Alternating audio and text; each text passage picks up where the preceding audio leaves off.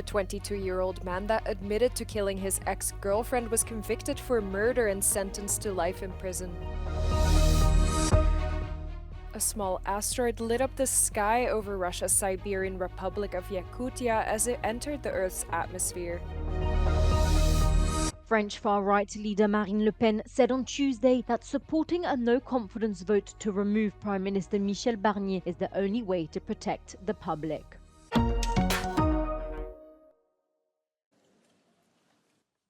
Belgian police raided properties linked to former European Commissioner for Justice Didier Reynders. With local media reporting he is suspected of money laundering.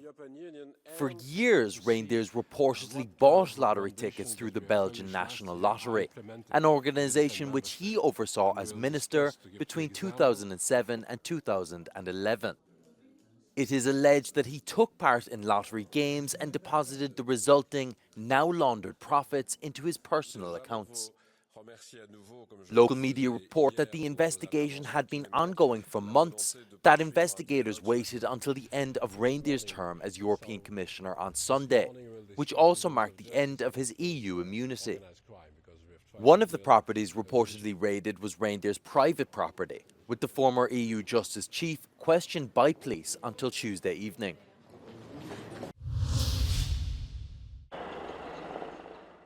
Only hours after it had been in effect, South Korea's President Yoon Suk-yeol lifted the martial law he imposed the night before.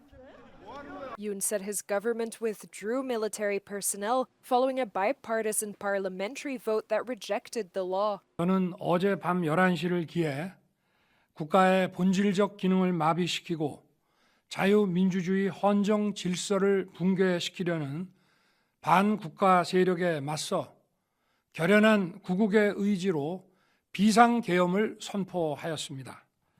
그러나 조금 전 국회의 계엄 해제 요구가 있어 계엄 사무에 투입된 군을 철수시켰습니다. Hundreds of protesters had gathered in front of the parliament, waving banners and calling for Yoon to step down. Others were seen blocking military vehicles. Meanwhile, military troops stormed the parliament building. People inside linked arms and used furniture to create barricades. Some military personnel were blocked from entering the chamber by lawmakers who sprayed fire extinguishers at them. It was reported that police and military personnel were quick to leave parliament grounds following the vote. The 22-year-old Italian man, Filippo Turetta, who admitted to killing his ex-girlfriend, was convicted of murder and sentenced to life in prison. Giulia Cecchettin went missing last November after going to the mall with Turetta. She was found a week later with more than 70 stab wounds at the bottom of a ditch wrapped in plastic bags. Chiaro che è stata fatta giustizia, la rispetto, però penso che dovremmo fare di più come esseri umani, perché non dovremmo trovarsi in questo momento a discutere di pene. Io penso che la violenza di genere non si combatta con le pene, va combattuta con la prevenzione. The case sparked widespread anger in Italy and fueled demands for action to stop violence against women. At the funeral last year, Giulia's father had urged mourners to be agents of change in a patriarchal culture that he said often undervalues the lives of women. While Moscow has found a way to produce more drones to attack Ukraine, Kyiv has found a way to ground them or even send them back at Russia or Belarus. During one of the recent attacks, almost half of 110 Shahed drones launched at Ukraine were lost. Basically, what Ukraine is doing is spoofing, meaning they are feeding in false GPS targets to these Shahed, or in the Russian term Garan 2 drones, to make them veer off course. And so the drones have a system that's supposed to prevent jamming, but what these are doing is kind of sneaking in and not letting the drone know that the coordinates are being changed. It's kind of tricking it into going into the wrong direction. This can be possible because of the improved electronic warfare interference tactics, he says. So Ukraine's ex-top general Valery Zaluzhny first publicly mentioned the Pokrova system, back in February. So I think the system has probably improved since then.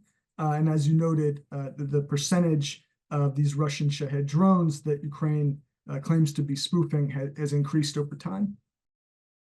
Independent Belarus monitoring group Hayun Project told Euronews that there has been an increase in the number of Russian drones redirected into Belarus airspace every month. They reported that 38 Russian Shahed drones entered Belarus airspace on the night of November 24th and 25th, a record number. Belarus scrambled jets to respond to the airspace violation, suggesting that Minsk was unprepared to receive errant Russian drones and that Russia had not anticipated the impacts of Ukrainian interference or communicated them to Belarus in advance.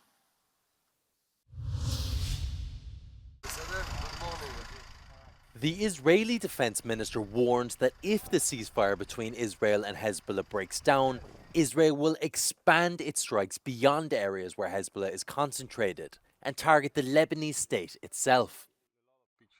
His comments come as both sides of the conflict accuse the other of violating the ceasefire. המדיניות שלנו ביחד עם צה"ל היא ברורה וחד משמעית. אנחנו נפעל בכל העוצמה כדי לאכוף את כל ההבנות האלה וכל הסכם הפסקת האש הזה, ואנחנו נהיה עם מקסימום תגובה ואפס סובלנות. Israel largely refrained from striking critical infrastructure of the Lebanese armed forces during the 14th-month conflict between Israel and Hezbollah. The war appeared to have come to an end last week after a ceasefire brokered by the United States and France, but is threatened as attacks continue. A small asteroid lit up the sky over Russia's Siberian Republic of Yakutia as it entered Earth's atmosphere. The European Space Agency said the asteroid was believed to have a diameter of 70 centimeters and was discovered roughly 12 hours prior to its appearance. Officials were on alert and said no damage had been reported. At least 3 civilians were killed in an airstrike on a hospital in Idlib on Monday, say the Syrian White Helmets, an opposition-run rescue service. As rebel fighters in Syria continue to advance, government forces have stepped up strikes on the rebel-held city of Idlib as well as positions in Aleppo. Insurgents have taken over large parts of Aleppo since Sunday, including its international airport. Footage captured by one of the fighters also appears to show them entering a palace believed to belong to Syrian President Assad. The UN Office for the Coordination of Humanitarian Affairs said on Monday that at least 44 civilians, including 12 children, had been killed in Syria since 26 November. It added that almost 50,000 people have been displaced, with key infrastructure like schools and hospitals damaged by airstrikes.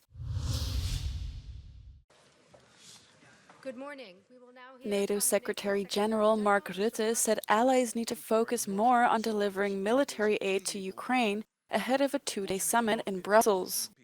But we will all need to do more, especially now. The stronger our military support to Ukraine is now, the stronger their hand will be at the negotiating table. And the sooner we can end Russian aggression once and for all in Ukraine. He argued that increased military support should take priority over discussions on a peace deal. But I would argue, let's not have all these discussions step by step on what a peace process might look like. Make sure that Ukraine has what it needs to get to a position of strength when those peace talks start, when the Ukrainian government has decided they are ready to do so. Rutte also announced that NATO will boost intelligence sharing and enhance the protection of critical infrastructure in the face of Russian acts of sabotage against allies. Ukrainian President Volodymyr Zelensky has also reiterated his call for his country to become a NATO member as soon as possible. Rutte said that the process towards full membership is happening step by step.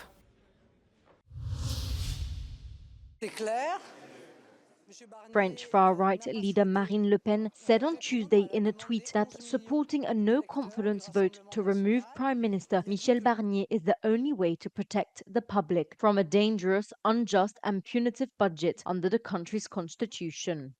Barnier faces a no-confidence vote on Wednesday, likely to topple his fragile government and raise concerns in the Eurozone. On Monday, Barnier used a rare constitutional tool to push through his contentious social security budget without a parliamentary vote, after failing to come to an agreement with Le Pen's National Rally.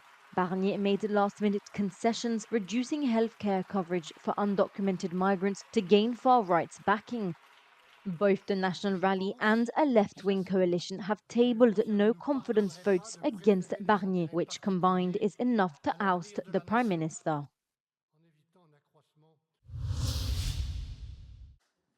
Georgia's Prime Minister denied on Tuesday that his government was turning away from joining the European Union. He appeared to blame European officials for the delay to Georgia's integration with the bloc.